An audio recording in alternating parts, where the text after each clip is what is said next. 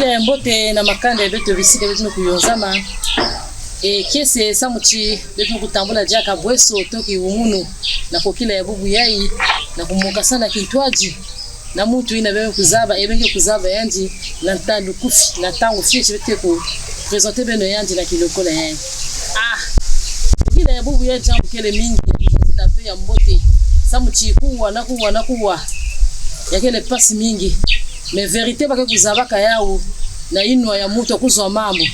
ilina ina betu kusoza na beno kubanda skoche beno kukwenda yeko vesa muti vérité ni bubiya ibeke kuzwa yao vérité na inwa yani mosi beke kuwa yao samuti bingwa be mekuluchila na banzila tona bisika na bazandu na bisika ya muchina muchindo mena kokila ya bubiya vérité ni na beke kuzaba na kokila ya bubiya ena ina tete mekupesa mote na babantu ba discothèque baina kena ba discothèque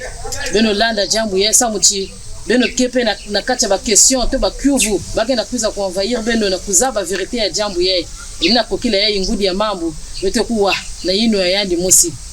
etetete kubanda tata mvuluzi yenge keno yenge keno matondo mingi na kuyamba beno na kokila bubu yesa muti ba occupation ya beno kele mingi bemenjima quand même que beto vana kintwa de sa muti kuwa yao na beno musi tata mvuluzi est-ce que beno ke kusala politique na bwana beto ya Kongo na bilungu kina kukiza bon na jambo metadi la mambo ya politique oui beto ke ça la politique parce que déjà que au moment que beto ke déjà candidat na députation les raisons que ya ke déjà diambu ya politique donc ya makidi ka beto ke vanda candidat to beto me koto so na kimayala mais yake levé mutino politique ina beno zabila tete mais yabeto yake ne accompagner na njila ya mbevi ngudi ya mambo ni na bembe banda tete na kuwa abunu yandi kota en profondeur mais ene kundima yao singe kuwaka mbote ve yani kuzoza ngeta yani ke kusalile yao yani ke ku développer yao samuti yani mendi makuya mabeto na kokila ya bubiye nina ina thème ya beto mekuzonzila les exploits de l'authenticité tata samne kinge mekunango na thème ya ina kokila ya bubiye. Bon, na ina mekutadi la les exploits de l'authenticité. Yazo la zonza kebi mangu ya kinkulu ya beto. Imangu ina ke kusalama na kati ya tradition kinkulu ina vuandaka na bakulu ya beto. Si beto meku sola mutindo ke kileso ya ito temiyai, c'est parce que mingi kena kuzaba ve yiki kinkulu lenda sala na bwali ya beto yiki kinkulu lenda sala na mawakanda ya beto yiki kinkulu lenda sala na yina kile mutindo tukaba milieu public ya bwali ya beto Kongo na ina bitu kubaka mutindo teme ya mutindo ya ina ya utata mvuluzi ngekele mushin Kongo depuis kuna na mbanza Kongo peve mekusola ngesa muti depuis na mbatukulu bakusola kange même mama yenge kuzabaka veti bubi yenge sola kovana mutini ntinu to ngemba na kati na beto ebezo la zaba est-ce que bisin Kongo bakena identité na kati na bao bon na yina metadi la identité ya bisin Kongo to yina mekutadi la tuka ya bwale ya beto Kongo na kati ya diambu na beto za identité kele ni culture ya beno ni na kele tradition ya beno parce que identité kele ve parce que mutalaka muntu mosi ya bakala kuna mais ngekwe na pe muchini tuka na azibanja bakala kele ngekwe na pe kuna muchini na Gabon na Ghana Côte d'Ivoire ya vanda Mali Sénégal kuna pe bakala kele mais si bitu zo identité Congo c'est pour dire que ni culture na kele na kati ya beto kwako na royaume Congo et oui beto ke na identité mais kima ya manyongo na kati ya identité na betke tala beto me perde yao kima me bikana muchini na beto muchini culture la sap ngeluta kwa ba saper ngeluta la quartier la saper ngekuenda muchini ke les 4 points ya bwale ya beto ya Congo ngeketala ba saper mais est-ce que vraiment na la sapi na baki na kusala ya meko muchini identité culturelle beto mais na tangu ngeketala bikuchu baki na kulwata muchini ke bikucha ba mindele ba culturelle ba mindele Jean-Marc Weston ngeketala mapapa ngevutuka kwa muchini ba DG ngeluta kwa muchini ba Dolce Gabbana betkena kuna kutala ba griffe mingi baki na kulakisa beto mais yake le muchini ke culture ya beto yina mekwena na kwa appuyer na kele économie ya banzenza donc dans ce cas na kuzoza que même culture ya beto to identité ya beto mekuzimana na ntama ya vanda nantama betu vandaka mchinu ke na babingana betu vandaka na ba histoire na bambongi betu vandaka mchinu ba histoire ba mancheshe ba mango bubi yake dia kave nantama betu vandaka mchinu mabine ya bwala na ba commune nantama betu vandaka mchinu ke madi ya bwala vandaka na valeur metangu ya inyoso mekuma mchinu ke tuka wala kwa kitu ke beto kele na identité ya beto etant que ba congolais na kikulu ya beto mais beto meku perdre yao donc ya modi ena yao beto mchinu kaka beto kuzozela beno sikama na kulanila diambu ya samuchi verite kubasika na ino yani mosi samuchi beto zaba hiki yani kena zola sala est-ce que yake nécessaire ou pas na kati na beto ena yao utaka mvulizi mzola zaba est-ce que buzitu ya ba mijeti ya beto kele funu na kati ya nation ya vimba na bwana beto ya diambu ya ntete beto fana zaba mingi kena kusipoze ke question mchinu kinyume kuzonza na diambu na nyeme kubandila mchinu ya candidature sama yeki tata mfumo longo balongo na mbala ne kwenda vanda candidat na ki députation la question ina pebe tumekuwa yao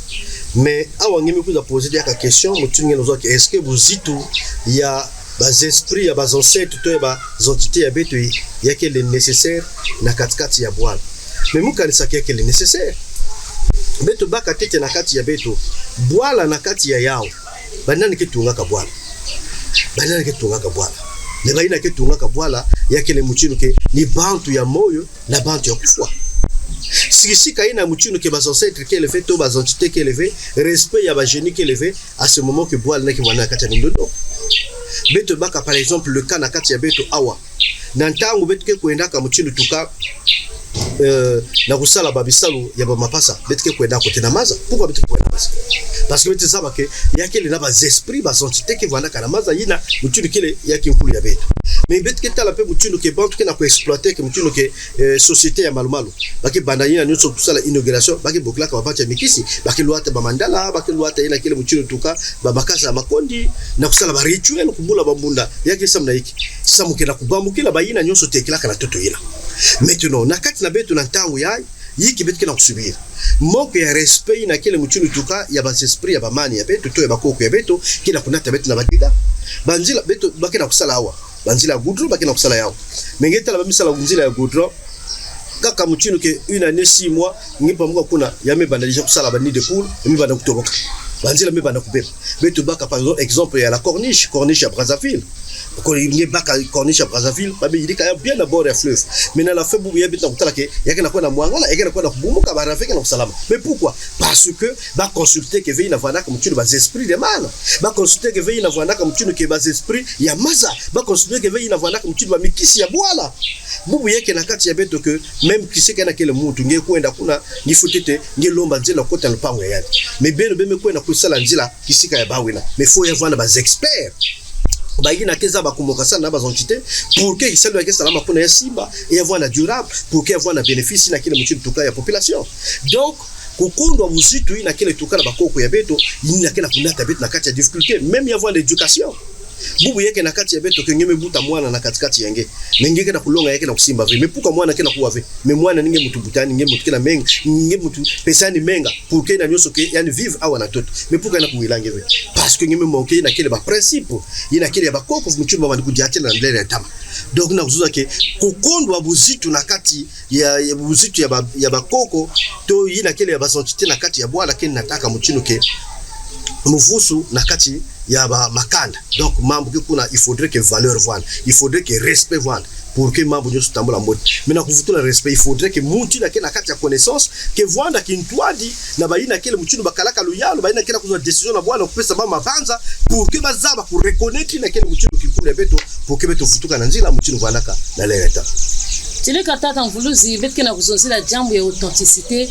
Mais quelque part, il faut que la diaka beto na kuzonza il faut beto reconnaître baina kwenda kasam ti bwala ke kutungamaka na bantu ya moyo ivona bantu kufwa. Mais beto no kuzaba ke baki kuzonzaka laisser les morts enterrer leurs morts. Wape mutini beto vutuki sa diaka na kona vumbula baina kwendaka. Peut-être que ni ba ngani kunata muvusu na tangu ya tama samo beto kota na kati ya mamiangala ya mutini. Mais bubu yake muntu ina mutini ngeke na mutini ngeke kuza poser que c'est laisser les morts enterrer les morts ina kile bas expression ba chrétien. Mais baina zonzaka ya wake bandombi ve ngetanga bien mutu na kati ya Bible na mutu mbati baina basaka expression ina bake yake ndombi fe do yake mambo ve metali la bandombi yake mambo ya babindele me beto na kinkulu ya beto beto na mambo ya beto pe ye mutu ke kele na kati ya fond ina ki metali la mutu tuka bas exploit na ina metali la kinkulu ya beto baka par exemple mutu ngemi kuza zonza que bantu ya kufa peut-être baba tumena ta mufusu mais bantu ya kufa ni banani bantu ya kufa baina vivre na toto avonge bubu yake ngemi kwa na kuma na bwala mais na bwala ko tengekele babantu ina bakoko vanda tekela kuna est-ce que bakoko salamu vusu na bwala ino ve bien que si place na ke babantu wa mambo ke kondo ave mais yake ve na bwala na mezo zaka ke bwala betu vanda na muvusu ve ya vanda babantu na nuani naka cause ya kuwanda mutulu kikizuna kati ya bwala mais tuna bantu ya ngome kuza kuswa et beno batume kuza remplacer bena uzo ke baina tekela bukufwa ka ni ba na sala muvusu non munja ya kufa lina kuza sala muvusu ve tandis que nge munja moyo singeke deja na kati ya connaissance ya kimpeve ya tradition yange. Voilà pourquoi que na kipe fonge bingula babati na kina babati na vana basalu ya mbote. Et na tangi ke lombi là-bas et ba ke kuiza pe na ko accompagner nge. Mais singe na lombi la ke basalu ya yimbi. Tel que bubu ya ba chrétien ba ke na lombi la babati na basalu ya yimbi. Mais bubu yake na kati na yao que il faut de beto yindula. Déjà que beto baka par exemple que voilà mutino ke ngina kuzozela ke jambo ya comportement to apuyi na kele mutino toka bantu ya kinkulu. Ba maison za na beto mutino ke Césarine ya pamba. Mais Césarine ya pamba ba maison za ya menge kwenda mutino l'hôpital docteur ke na kuzoza ke faudrait que futambo. Mais docteur parfois ke dia. Parfois docteur ke pasteur, parfois docteur na yange mutino ke ba membre ba ya di bundu ya ba chrétien. Est-ce que ni muti na zonza ka mambo yimbi? Est-ce que ni ya mutu waka yimbi? Na kuzoza ke yake leve na kati ya mpeve ya kinkulu. Voilà pourquoi que ba koko me exposé malgré que ben kila kuzo ba idée ya bien. Luyalo kila kutula ba idée ya bien, mais ba yina ke kuna ko exécuter yao, ba kena kuwa bien ve, ba kena ko comprendre yao parce que yake na ko kondo na bao mpeve ya tradition. Et mambo ya ba exploit ina me kutala authenticité, ni kuloma di bundu to ina nyoso kele toka population, ndombi nyoso il faudrait que ko ramener ina kele toka mutulu ke ba loi ya kinkulu na kati ya bwala ya beto. Mais si ba loi ya kinkulu vana ve na kati ya bwala ya beto, mais cela veut dire que beto me kuma ba étranger. Donc beto mos ke dia ka fe ba propriétaire ya bwala parce que beto ke na kutula le vol na ina kele kinkulu ya ba mindele. Est-ce que bwala ke ba mindele ke ba mindele fe? Donc voilà cause ya beto ba ina waka bingwa ketata mfumalongo mekuma candidat na ina kile mambo ya députation yake ya vrai et cause kele ni ya ina kunwana intérêt na kuvutula ina kile balwa ya kinkulu vwanda na kati ya bwala yake le veni beto batuke kwenda ko imposer au fait mais beto ke proposer ya na niveau à l'assemblée pour que kuna niveau à l'assemblée kuna pe ba union ba wisana batala yao na ba peut-être ba qu'ils ont là ya fait. Voilà pourquoi que maintenant que mambo que simba fait il faudrait que maintenant dibanza yai na kintwali ya mpeve mpe ya bakulu ya beto mukanisa baina peke kuna ke bandombi bake bakongole babake comprendre bakitala ke oui beto tenga maka beto futula kinkulu ina kele ni cause na kunwana ikele bas exploit authenticité ya beto afin que bandombi to bakongole futuka na ina kele mchuno origine ya ba pe identité ya ba na ina kele tuka ba caractère ya civilisation ya beto. Matondo mingi tata mvuluzi enaya bezo la yufula wapi muchindu bete kusalila bimango na kati ya authenticité na mbandi ya. Mais bubu yake na kusalila bimango ya authenticité il faudrait d'abord que bantu ya kuzwa toto yina. Cela veut dire que bantu ya kuzwa bwala yina bandi matete kikulu. Parce que bubu yake bas ancêtre le na sala bimango. Mais bimango bas ancêtre ke sala yake le fait muchino ke baba kamala mosi iti memena et après ba mangu me boire même ku diamba la mosi le même jour fait. Il faudrait que d'abord que beno bantuke na kati ya bwala beno voit la reconnaissance beto kuna tete ya mumango et na manima beme lomba ngolo ya bas ancêtre pour que bakuza agir na iti ya mumango beno kuzo wa fruit bien. Donc il faudrait que d'abord que bimango avoye salama faudrait que congolais vutuka tete na ba loi traditionnelle. Parce que membre ya tradition bantuke na penser que membre kaka kingunza fait. Nous sommes d'abord des Congolais avant que beto kota ba religion beto avant que na monsieur na mupelo avant que na armée avant que na l'assemblée yekete te Congolais mais wapi ba loi ya ba Congolais. C'est ça, loi ya ba Congolais, yina kele na kati ya valeur traditionnelle ba wapina betu kena yafu na bwa ya betu Congo. Yibetu ke vena ba loi yina kele valeur kina kuvutura kimpulu ya betu yikele ve. Wapi mambo betu ke zonza fait ya kimpulu kele ve. Na kati ya ba mambo nyoso mutu ba administration na kukwenda kuna fongezo za kaka luputu singeza ba luputu fe bakitala ngese comme si ngeke mucha valeur ve. Mais est-ce que d'abord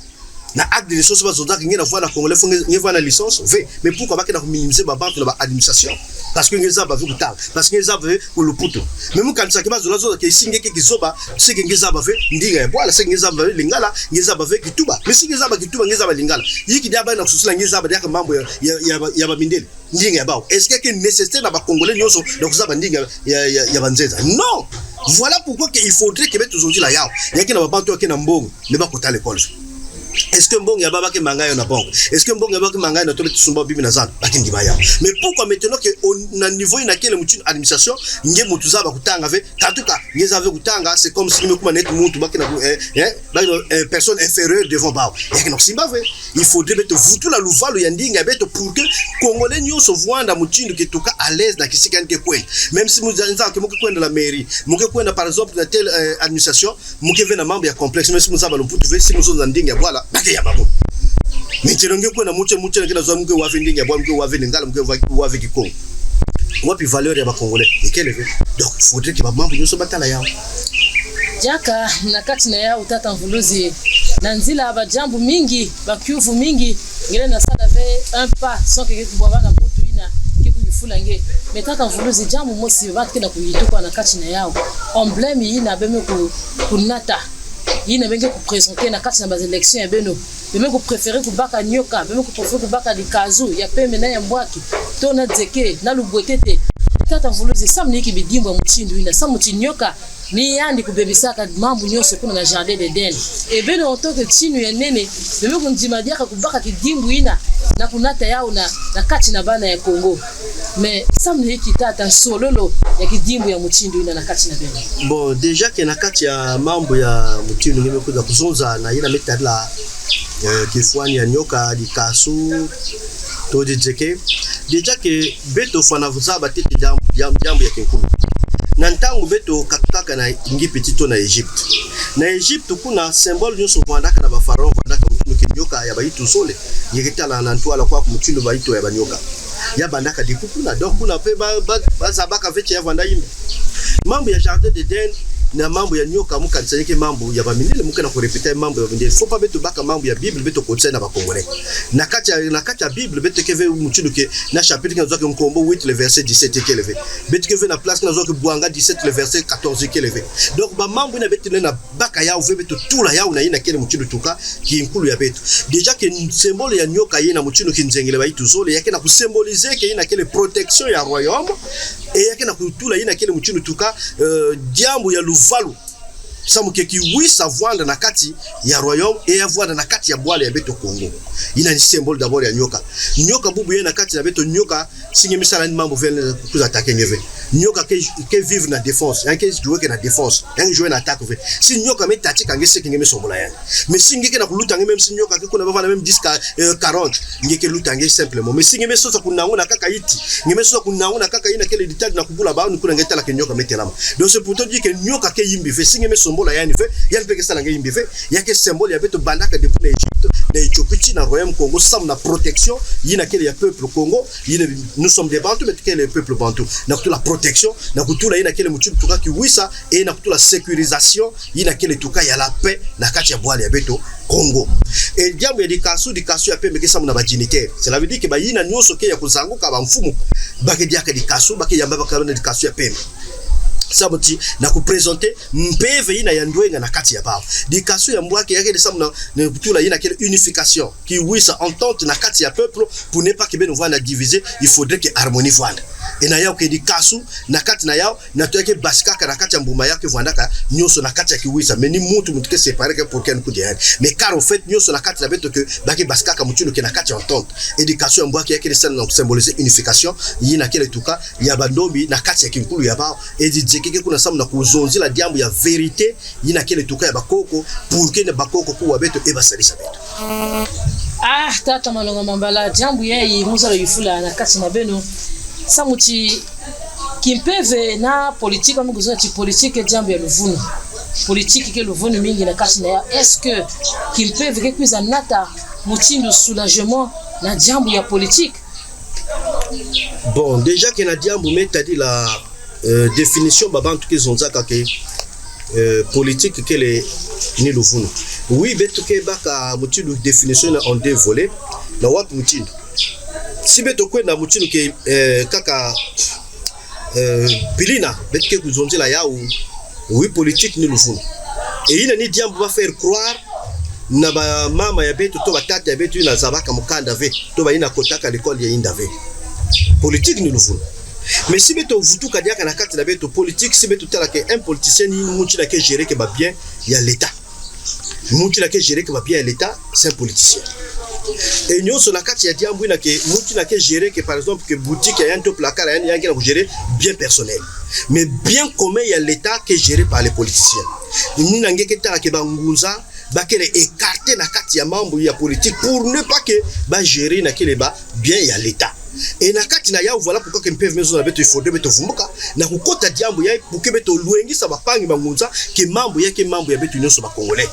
samuti yandi ya mekuzwa dibanza ya mekuzwa diambo ya mekunata conseil men nata ina imalongi ya beto na to beto ke vukisa ya e beto ke nata voile beto na toile ya kele veku na samuti na kutula division na kutula ina kele kitatu ve mais ya kele il faut de beto sala beto nyonso ensemble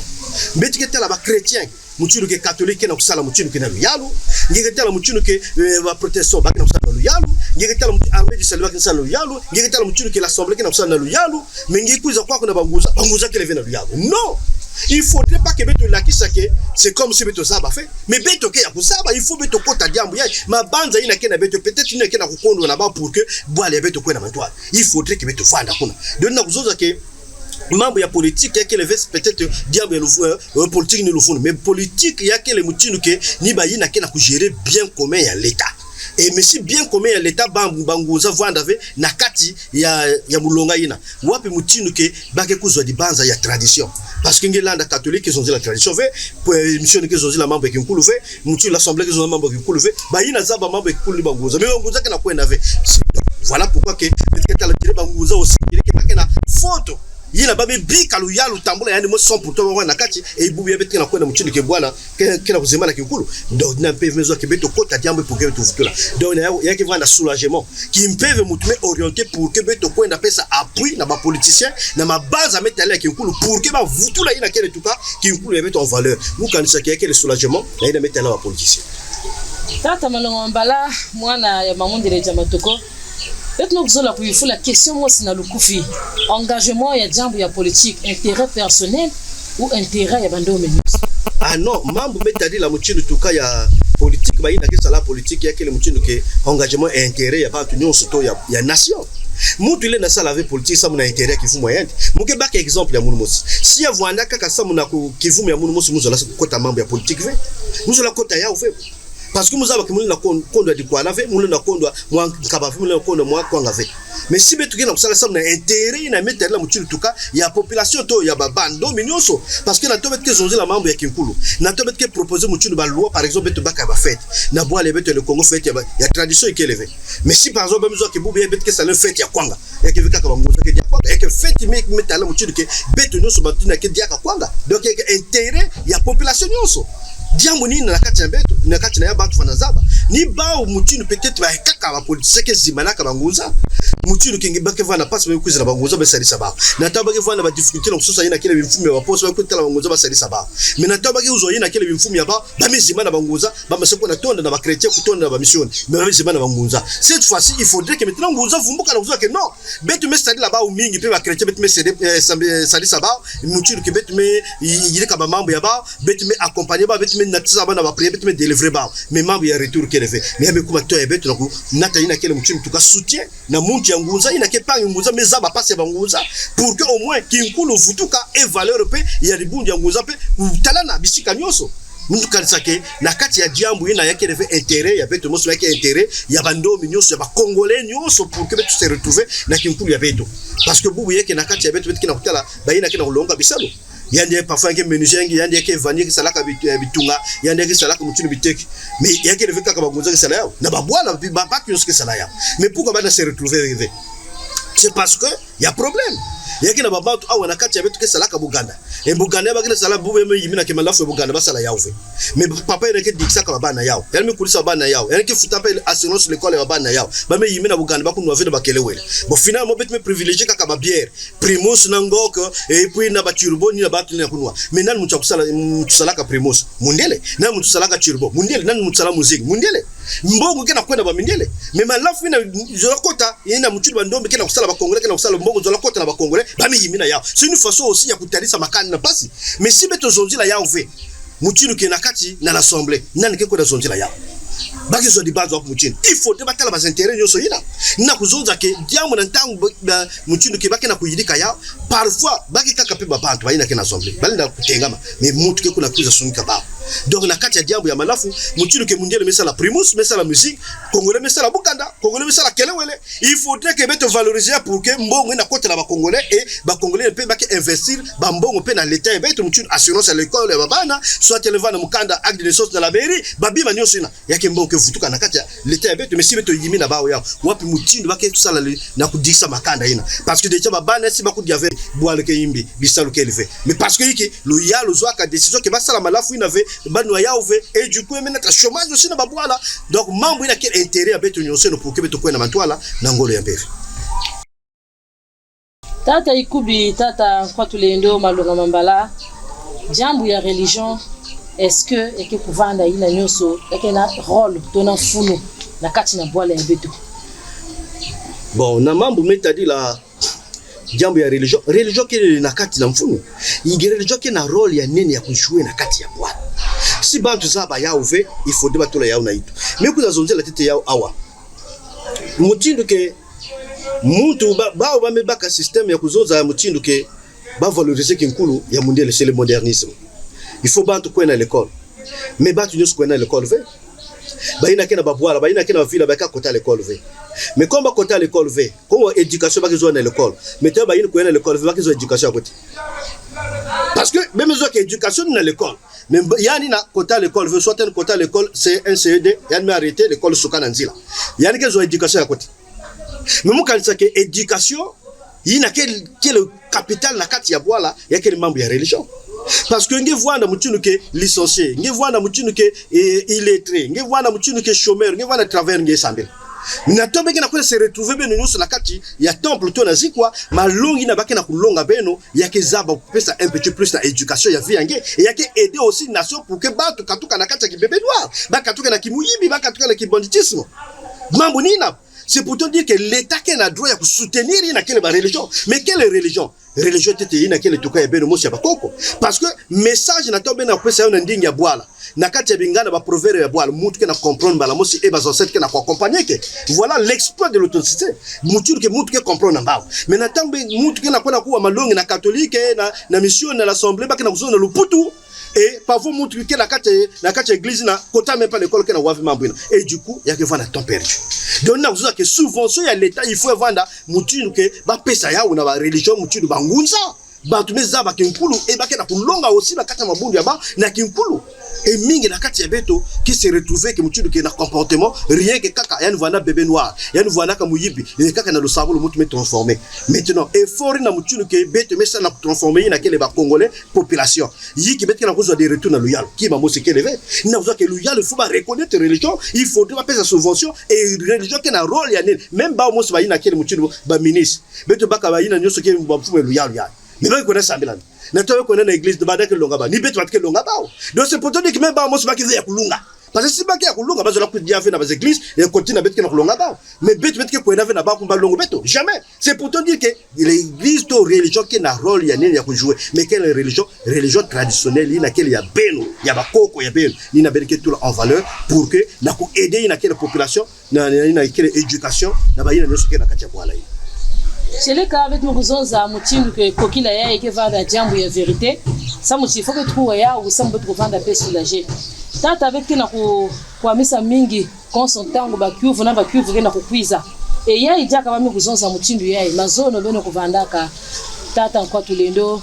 tata malonga mambala tata ikubi betunguza bila beto na ba titre mingi tata mvuluzi e mbasi beto kokwenda na honorable malonga Olivier Michel tata est-ce que Ngemba, ton prophète, l'enda pour ça la politique, est-ce que Babiba me permettre, est-ce que pour tout l'endo, nous peut s'en dire la jambouille? Mais oui, déjà que Beto la yidi kama mbové, sans pourtant que va koko peut s'en dire la ton père peut s'en dire là. Beto que consulter te bao. Ban vula yo comme luta wa beto me kota mambo ya avec les moutures to ka députation. Ban vula ming me luta bet metela moutures que base séance ming me luta moutures que ba vote wa me bet me ki paye. Mais il y a ici bet me kota ya parce que nzi la me katuka na bakoko. Voilà pourquoi que bantu ke na kuboka mu le candidat des ancêtres. donc ya kile mambo ya babiba mambo ya bakoko ina beto kena kukwenda na kulata ina kile mambo ya bakoko ndinga ya bakoko medi la maison ke ba mezima na beto na bwala ya Kongo kwenda zonzi la beto kuna babambukila beto moyo ina mesala ke beto telama na kukwenda kuna muchilu ke beto kuna luengi sansangu na muchilu bakoko mepesa na bwala ya beto ya Kongo na kutula ya na twala ya meza luyalu puke batala yiki bala sala na yao enyoso na kati na pour que na nyoso ke kinkulu futuka donc yake le mambo yanga na ya mpeve yake le veke betu mvumuka betu mekwenve mpeve mutulu ngisa kabeto et na ntila mpeve na mpeve na kunata ina kele jambo ya kinkulu pour que na nyoso ke bantu se retrouver na kati ya kinkulu ya betu et na kuzonza ke tata permission kele yake le prophète na kusanda politique mais oui mais bubu yake bantu ke na kutia au prophète il est la politique mais d'abord David na Bible ni wana kiseri nzambe bien kuna vana roi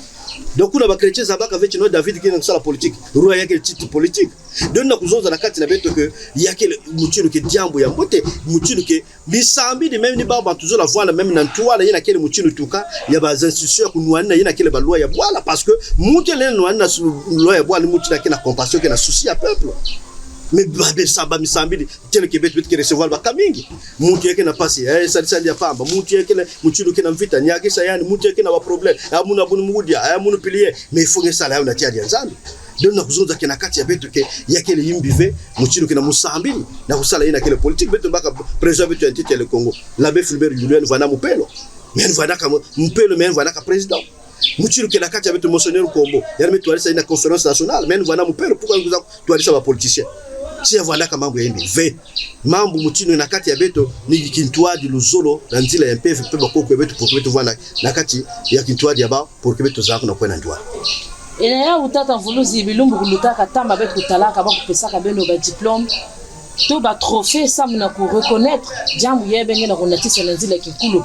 ina kutala kwandi pe isuni ya beno meku mesana na kati ba jambo c'est tel que awa beto kena kutala muchilu kani ya ibe meku simba est-ce que na tombe ngeko baka jambo ya kimayala benge nenda ku se détacher parce que beto kutalaka beno na kati na bakani ya beno na kati na rafia ya beno est-ce que benge nenda ku se détacher na jambo yina na kimayala est-ce que benge nenda kutula harmonie na kati na yango mais bubu yake muchilu ke pouvoir na politicien ne veut pas dire que nyeme kuma païen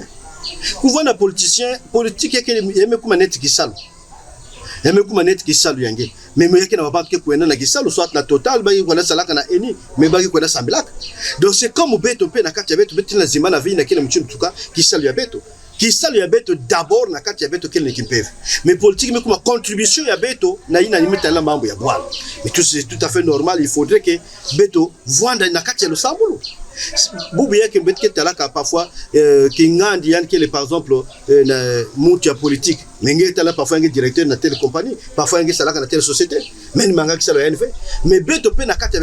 beto ke voanda toujours si betike salisaka betike salisa si betike recevoir si betike kuna na kusala ba délivrer betike sala délivrer betike na bika fait ki salu un peu parce que betike kuma na mambo ya politique ve mambo ya beto ya politique na kuna kupesa kaka yina kile ba mabanza ya beto na loyalo mais kisalu ya beto ni kimpeve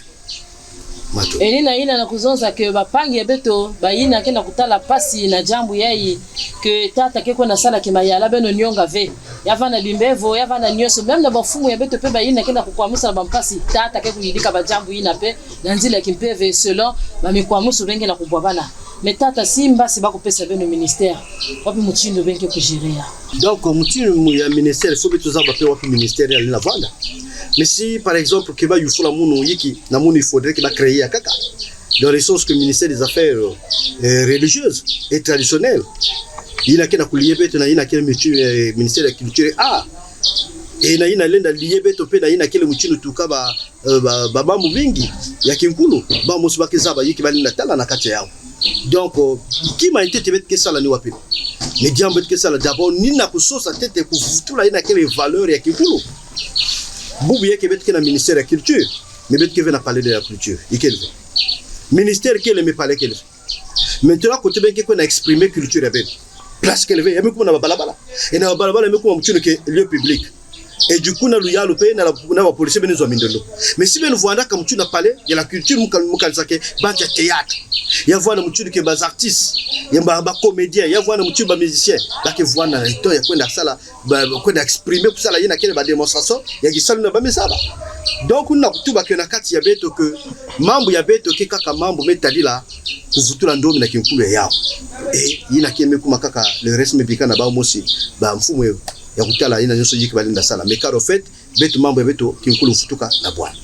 tata malonga mambala muchini betu mekuzozila yao est-ce que beno kele père de famille est-ce que beno kele na dikanda parce que bete kutalaka beno constant beke ku critiquer ke ba mupelo ba ina ke kubutaka ve sa mutimbasi bene na baka pouvoir et puis beme ko na beno pe beme ko na vana à l'étranger parce que benge vena kima kana ku retenir beno na Congo est-ce que beno kele na dikanda déjà beto na mambo betali la muchino ketuka un jour betu mekuma soit par exemple que député et mambo d'abord muke vanda ka wakote muke vanda ka na kacha quartier na kile muchinu tukaya kisika na beto mais c'est positionné donc na kuzoza ke mpaka vungulu salalu esi babisika nyoso ina 8 km 10 beto lenda zimana ba ouvert beto ke vanda toujours kintoa muke le muchinu kina babana et babana muke pe na kento muchinu pa kento kupaka na njila et d'autres ni na kile muchinu tukaya mama makwela ya kinkulu ya beto donc na kuzoa ke muke le congolais et muke le muchinu ketuka muke kufanana ebilunzi na pe kele na kati ya ndwenga pe na kati ya kimuntu ya bisiko matondo kuvu ya mansuka niya ebete kulombila na tata mvuluzi est-ce que makulungulu ke kulanda bene chikuna na parlement kana ke session kubwa mais yake tradition ya beto yake le muchinu ke religieux mu ba chrétien ke kwenda kana ba cheneta ba yakwa ba ke yimina ba ouvert muchinu ke ba chrétien kwenda na ba bag ya ba ya Marie na maboko ba ke kwenda ba ke yimina ba ouvert et munusu mukwenda par exemple muchinu ke na mukawa ya munu mukwenda makulungulu mambo ke akoti est-ce que ni makulu ke kwenda zoza beni itu c'est pour te dire que ndwenga ke na itu yake na makulu fait donc na uzo ke mambo ya mapapa n'a rien à voir na mambo ina metana toka mambo ya si bubu yake mutu mezoza ke yanke kuiza yani soit par exemple ke muchino ke tuka na makulungulu problème ki akote ngenge mekuza pa meku makulungulu yake mambo muchino na kinkulu ya beto et de sur quoi que chaque mercredi betke wana makulungulu donc si c'est ça mekuza kubwa kilume ya mercredi meko ya makulungulu mula manga faire religion parce que meku makuna jamais mutu la mutu betke na le Congo c'est un pays laïque donc c'est la vie que liberté de croyance muta y avoir la liberté de croyance et mambo ya bonina matondo mingi na baina nyoso pesa beto tangu kuja kuyozama na kisika yai samu chibetu mkuzoza mingi bedo mlosi mekuwa muchindu taka malonga mbala ina beto kubokila bilumke kuiza na matwala l'honorable malonga Olivier Michel samu chini kumbu ina ke kufigurer kuna na kati na ba papier beto samu teto zimana ve mais na manima aussi beto ke zonje la diambo ina parce que bubu yake na la mairie ngemebuta mwani ngenge kuma na la mairie kuna nimepesa nukumbu ya bwala ba memanga yafunge paka kumbu ya mamindele bamu nyosela fa yakatuka betina la voix la kuna vina copier muchinu ke bakuma mendele est-ce que ni mundele sala ki vumene est-ce que ni mundele sumlange leyet est-ce que ni mundele sumlange ordonnance pourquoi betika ko da pesa kumbu ya Henri ba Natasha ba Priska pourquoi betika vutuka na bakumbu ya beto ya bwala nina kuzoza ke na kati ya beto ke nkumbu muchinu ngeme kuzoza ke malonga Olivier Michel yina ke kumbu ya acte de naissance mais na kumbu ya muni metala identité spirituelle malonga mambala et cela veut dire que na manima il faut mettre mwani na yao ke bakumbu ya beto ya tama vutuka na acte de naissance bakumbu muchinu ke ba Sylvie ba Pierre ba parfait fo ya katuka il faut mettre vutuka muchinu wana kimpaki ya mvita ba biala manganga nina beto ke vutula na kati ya ba bwali ya beto donc mukalisa ke diambu ya bankubu ina pe ya kile diambu ya mfuni beno Phyllis abeto ba SMS ya beno na 06 674 13 20 to na 05 023 10 80 numéro ina pe ya 05 kele na WhatsApp bena bika ba message ya beno tata vuluzi ke kuyamba pe kupesa beno ba mfutu na ba diambu ina benge na satwa yao ebeto kele pe na ba boutique ya beto kwa kuna mpaka contrat ngekuiza kaka na nzila ina katika na Mvunguti Pascal ngege tala boutique nge se renseigner na sumba bima ene kene na wasatu matondo mingi